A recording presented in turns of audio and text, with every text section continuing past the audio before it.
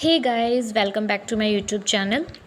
तो लास्ट के एपिसोड में हम देखते हैं कि ली गोन और जो यांग की फ्रेंडशिप हो जाती है और फिर सीन शिफ्ट हो जाता है लीरिन की तरफ। अब गाइस, जैसे कि मैंने आपको फर्स्ट एपिसोड में बताया था कि लीरिन अपने ही हमशक्ल को मार देता है उस दूसरी दुनिया से।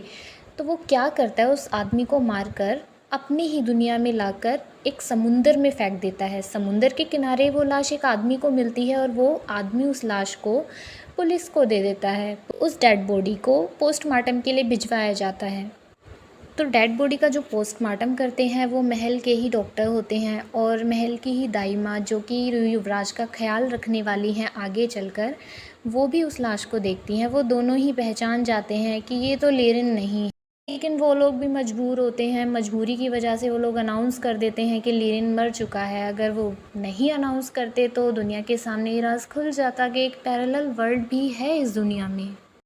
अब लीरिन अपने पैरेलल वर्ल्ड में जाके अपने ही आदमियों को इकट्ठा कर रहा होता है और अपनी एक गैंग रेडी कर लेता है।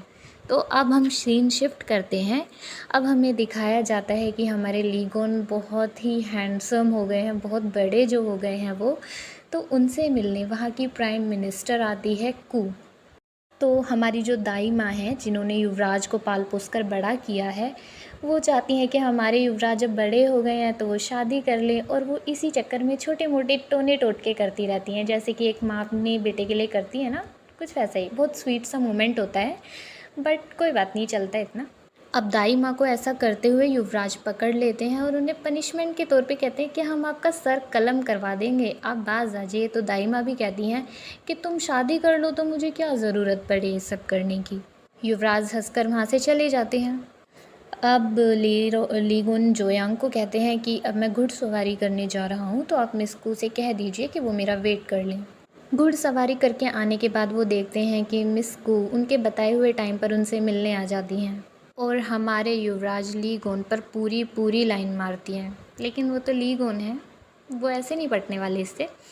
कोई नहीं।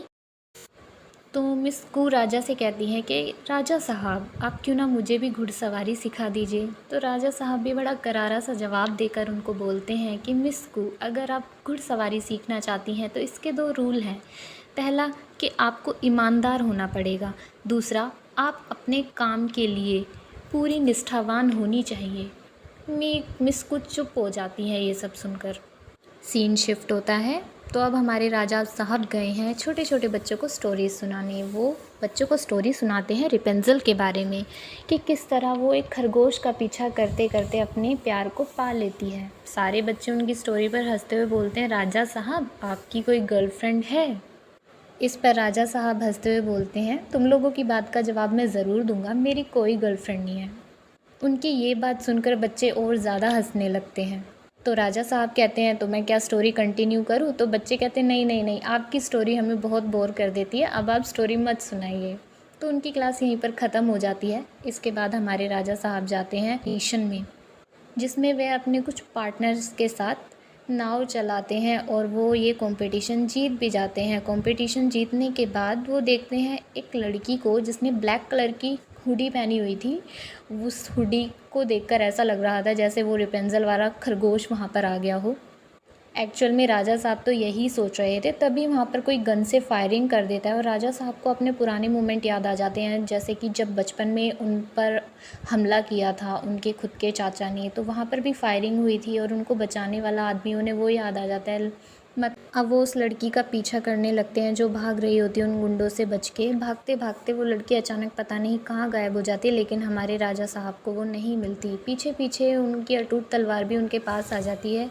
उनको कहती है कि आप नंगे पैर ही भाग गए, आपने तो शूज़ ही नहीं पहने। राजा साहब, आपका इस तरह से भागना सही नहीं है, आपने वहाँ जाकर हमारे जो यांग उनको बहुत सुनाते हैं, कहते हैं कि इस तरीके से मैं आपकी सेफ्टी कैसे कर पाऊँगा। लेकिन राजा साहब तो बातें बनाने में नंबर 1 है। वो किसी तरह से उन्हें मना लेते हैं और उन्हें कहते हैं कि तुम जानते हो कि मुझे अपने बचपन वाले सीन्स याद आ जाते हैं और मैं उस इंसान को ढूंढ रहा हूँ जिसने मेरी जान बचाई थी। उस दिन के बाद आज तक वो मुझसे मिलने नहीं आया है।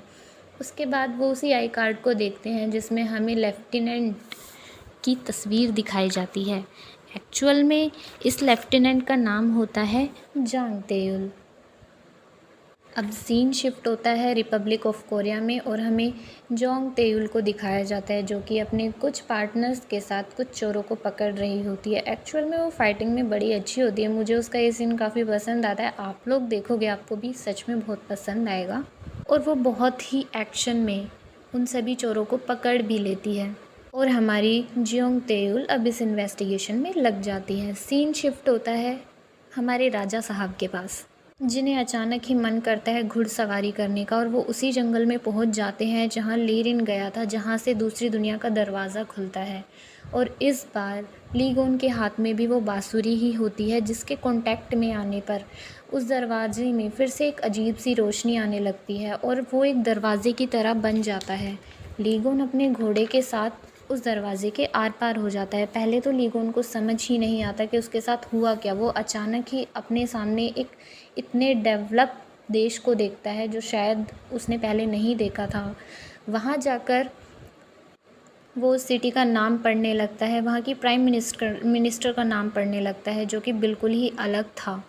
और हमारी लेफ्टिनेंट जो कि उनके पीछे ही थी। एक्चुअली हुआ क्या था कि हमारे राजा साहब अपने घोड़े पर गए थे और उस दुनिया में घोड़े कोई इस तरह से ट्रैफिक प्लेस में लेकर नहीं चलता था, तो उनके घोड़े की वजह से हर जगह जाम लग गया था।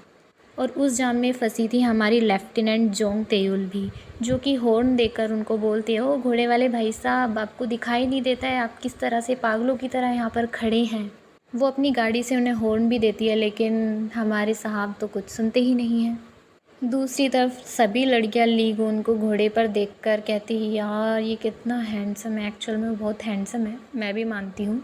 हमारी लेफ्टिनेंट अब अपनी गाड़ी से बाहर आती हैं और उसको डांटते हुए कहती हैं कि तुम्हें पता है ये घोड़े को इस तरह से ट्रैफिक में लाना ट्रैफिक रूल्स के ख़िलाफ़ है, अपना आई कार्ड दिखाओ।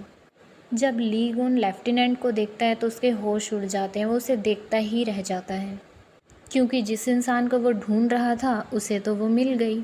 लीगोन अपने घोड़े से उतरता है और उसके पास जाकर उसका आई कार्ड चेक करता है और उसे उस आई कार्ड में लेफ्टिनेंट का सेम नेम ही शो होता है और वो उसे कहता है कि आखिर तुम मुझे मिल गई, और उसे हक कर लेता है। और ये एपिसोड यहीं